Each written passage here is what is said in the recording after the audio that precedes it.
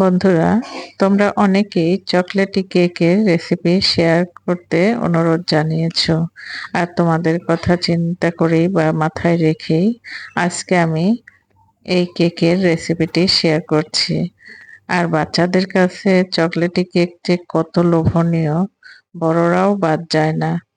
আর এই কেকটা এত সুন্দর হয় যে খেয়ে মন ভরে না, আরো খেতে ইচ্ছে করে। আর এটার জন্য আমি প্রথমে একটি বাটি নিয়েছি, যেটাতে কেকের মল্ডগুলো ঢেলে দেব এবং তাতে তেল ব্রাশ করে নিয়েছি। আর অন্যদিকে একটা বাটিতে আমি 4টি ডিম নিচ্ছি।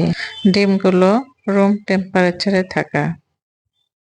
এগুলোর সঙ্গে হাফ কাপ চিনি দেব। আপনারা আপনাদের স্বাদ মতো বা যে যেমন সুগার খান সেরকম দেবেন। ভ্যানিলা এসেন্স দিয়েছি। এগুলোকে ভালোভাবে 3-4 মিনিট বিট করে নেব। 3/4 কাপ ময়দা, 1/4 cup cocoa powder, 1 teaspoon baking powder. এগুলোকে সুন্দরভাবে চেলে নেব। চেলে নেওয়ার পরে এগুলো সুন্দরভাবে একত্রে মিশ্রিত করে নিব।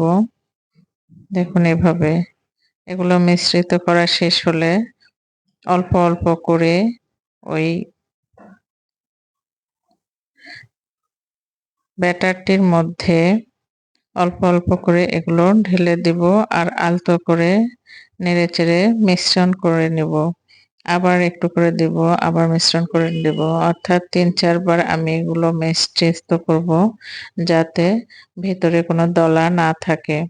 এভাবে আপনারা আলতো হাতে ধীরে ধীরে কয়েক মিনিট ধরে এগুলো মিশ্রণ করে নেবেন। আর শেষে একটু দুধ দেব, 2 বার বা 3 বারে, অথবা একবারেও দেওয়া যেতে পারে। দিয়ে এগুলো ভালোভাবে মিশিয়ে নেব। ক্লকওয়াইজ আমি মিশ্রণটি মেশাচ্ছি। মিশ্রণের ঘনত্ব আপনারা দেখতেই পাচ্ছেন কেমন হবে। এগুলো